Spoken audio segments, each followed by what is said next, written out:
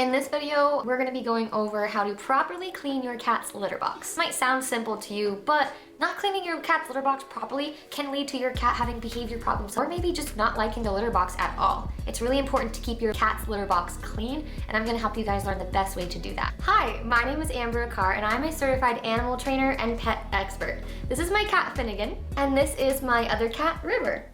Now, cleaning a litter box might be a cat owner's least favorite chore, but it's very important for the quality of life of your cat. Here are two big reasons why cleaning your cat's litter box and good litter box maintenance are important. Think about it. Would you want to use a dirty bathroom? How often do you get excited to go into a porta potty or a bathroom that does not smell good? Same thing goes for our cat. Improper litter box cleaning and maintenance can cause your cat to have accidents in other places in the house. Not only do they not want to do this, but it's not fun for you and way harder for you to clean up when they've gone somewhere else in the house. And I want to make sure that it's known that if your cat goes to the bathroom somewhere else in the house and not in their litter box, that is not your cat's fault. That means that we're not doing a good job of taking care of our cat and taking care of their litter box needs. Your cat should never be punished for having an accident somewhere in the house. If your cat is having accidents, this is a sure sign of either litter box cleaning problems, maintenance, or maybe your cat is having a health issue and you should talk to your vet. Now, keeping your cat's litter box clean is not only beneficial for them, but it's beneficial for us too. A lot of times when you are around your cat, if your cat's litter box is dirty, you might get used to the smell. And so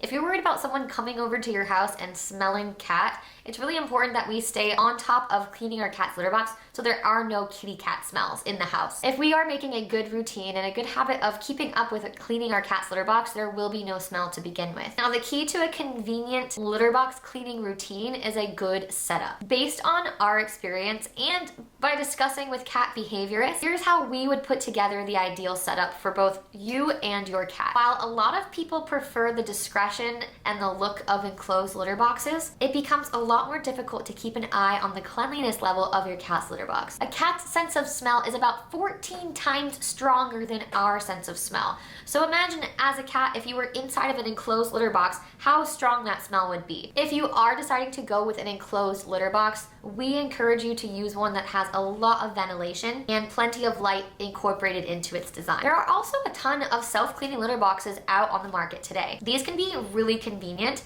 and require minimal maintenance on your end, but some cats don't do so well with them. For the purpose of this video, we're not going to get into self-cleaning litter boxes, but rather we'll take you through the steps of cleaning a classic litter box. With all that being said, we definitely recommend an open style litter box. This lets you keep a close eye on your cat's activity, and it's airy and open so your cat feels more comfortable. It's also super easy to access when it comes to daily maintenance and cleaning. The size of the litter box depends on the size of the cat using it. The size of your litter box should be 1.5 times the length of an adult cat, from tip of the nose to base of the tail. This ensures plenty of space for the cat to make a full turn, allow them enough space to bury their litter without feeling too cramped. If your cat is an active digger or a high peer, some litter boxes have high sides to help keep the litter on the inside of the box. Of course, a must when it comes to litter box maintenance is a good scooper. You'll want to find one that works well with the type of litter that you're using. You'll also want to keep in mind how your litter box and scoop will work together. For example, where are you going to store the litter box scooper when not in use? Do the shapes complement each other to ensure every corner of the litter box gets cleaned? It might seem like silly details, but you'll find that the more convenient and efficient you make your setup, the more inclined you will be to keep up with your cleaning routine. Other less thought of tools to keep handy are a brush and a dustpan. No matter how low tracking your cat litter is, it's likely that there's going to be a little bit of tracking on the floor that escapes the litter box. Having a brush and a dustpan handy right there to sweep it up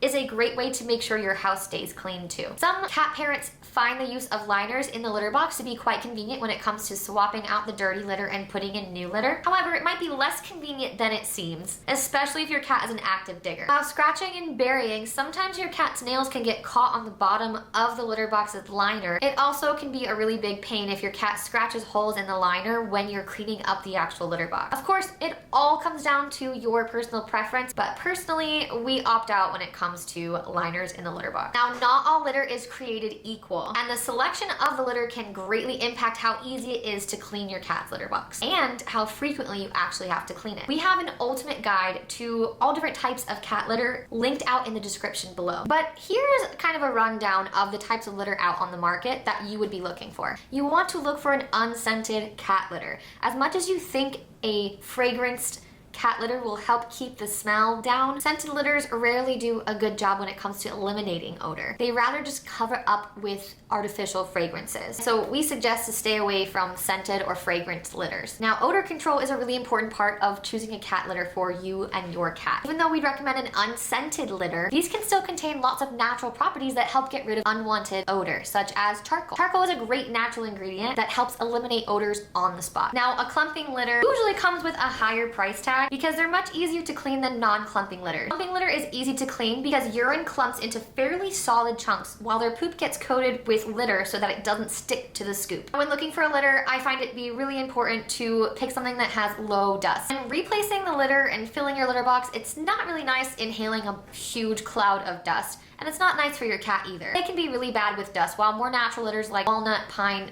or tofu are typically much better when it comes to dust control. Lastly, it can be really annoying finding cat litter all over your house. This is why I keep finding a low tracking litter can be really helpful and important. Typically, litters that have larger pellets help with tracking and have less mess. No matter what litter you end up going with, it's important to find a balance between what's comfortable and safe for your cat and what's most convenient and works best for you. Again, if you're looking to dive deeper into types of litter for your cat, check out our ultimate guide of different types of cat litter in the description below. Okay, so you've got your litter box, you've got your tools, and you've got your litter. What are the best ways to set up your litter box? When you're filling up the box to get ready for your cat, it should always have about 2 to 3 inches of litter in the tray. Keep an eye on your cat and how they use the litter box. Do they have enough space to dig? Is there enough litter for them to be able to cover their business? You can gauge it based on their preference and adjust accordingly when you see how your cat uses the litter box. And when you clean, make sure that you are topping off whatever you're cleaning out so that your cat always has enough litter to be able to dig and bury accordingly. So where should you keep your litter box?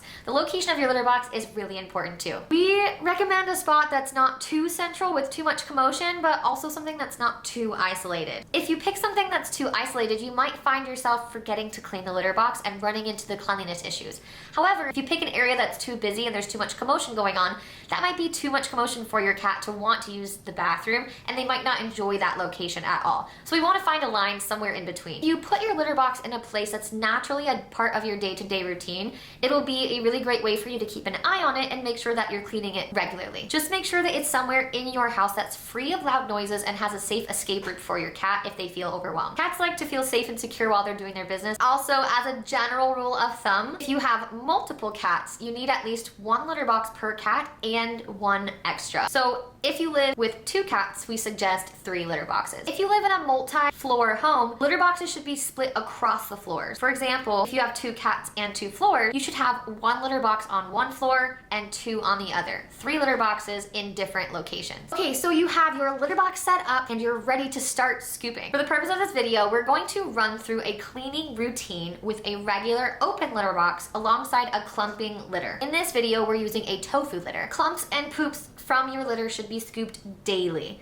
Staying on top of this will help avoid a stinky litter box altogether, which will also be more comfortable for your cat to walk around in. Now, it's pretty straightforward when it comes to how to scoop. To clean the litter box, all you have to do is scoop out the parts you're looking to remove and let any untouched or non-clumped litter fall through the scoop's holes and back into litter box. It helps to give it a quick shake once it's been scooped, making the excess litter fall off a little bit easier. Throwing away the litter depends on the type of litter that you have. Remember that not all litter is biodegradable, such as clay or crystal. So it's common for lots of litter to end up in the trash can. If you're using a more natural litter like corn, wood, or tofu, many of these are biodegradable options, which are great for the environment. These can actually be worked into a composting system. Now, some litters are actually flushable, which is really convenient when it comes to disposing of your cat's waste and litter. If you plan on flushing, it's important to go with a litter material that completely breaks down in water. Also, never go too large with the chunks that you are flushing. It's important to break up chunks into smaller pieces before plopping it down into the toilet. Be sure to check with your local regulations before flushing anything down the toilet. Both composting and flushing are great options to dispose of your litter. But there's a lot of concern when it comes to the safety of these methods when it comes to our water hygiene and outdoor environment. These concerns are mostly around an infection called toxoplasmosis. It's an infection that some cats carry, which contaminates their feces. However, according to the CDC, cats that are kept indoors that do not hunt prey and are not fed raw meat are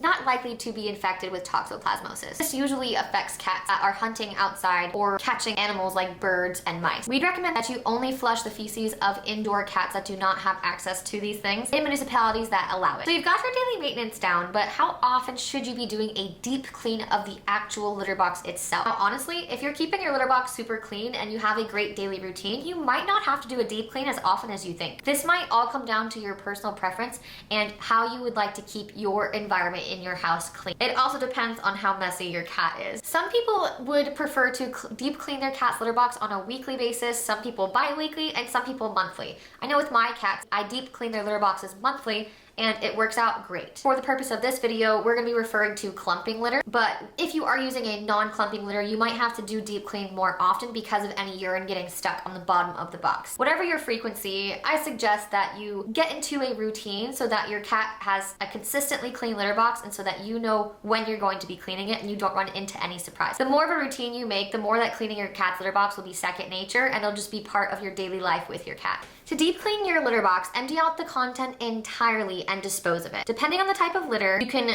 toss this out in the garbage, compost it, or flush it. However, remember, if you are flushing, you need to only flush a very small amount at a time. Your litter tray should never fully be emptied into the toilet. It's simply too much for the water to break down at once. When dealing with larger amounts of biodegradable litter, composting might be the way to go. Now that you have an empty litter box, get in there with some gentle cleaning products and warm water. An unscented dish soap can work as well. Don't use anything that is heavy on chemicals or contains powerful bleaching agents. All of this can be unsafe for your pet and can cause them to avoid the litter box as well. Now, ammonia is not recommended. It's highly toxic to your pets and it can either attract them or confuse them. Now, after you've cleaned that out, you can wipe the litter box down and dry it off with some paper towel. Now, make sure that the litter box is completely dry before filling it up with the litter. Be sure to put your cat's litter box in the same exact spot, in the same orientation that it was at before to make sure your cat doesn't get confused. Also, you'll probably notice that as soon as you clean the cat's litter box, your cat will probably use it. Cats have a knack for using the bathroom as soon as it's clean.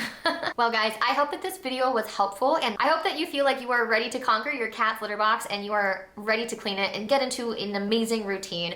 I know that cleaning your cat's litter box can be a pain, but if you make it into a routine and make it a daily part of your life and maybe monthly deep cleans, it'll just become part of taking care of your cat. It'll be easier and more convenient for you in the long run. Now think about it. If you're thinking about how much you hate cleaning litter box, we're lucky that our cats go to the bathroom in a box in the first place, so the least we can do is keep it clean for them. I wanna know, what's your litter box setup like? What kind of litter are you using? What kind of litter box are you using? Where do you have your litter box set up? I'd love to know. Let me know in the comments down below. And if you have any other questions or suggestions, I'd love to hear them. You can find any of the products that we discussed in the description below. And if you like this video, go ahead, give it a thumbs up, subscribe for our next video coming out, and maybe share it with another cat person or with someone who's thinking about getting a cat so they know how to properly get their litter box set up. Stay tuned for our next video coming out next week, and I'll see you guys there. Bye!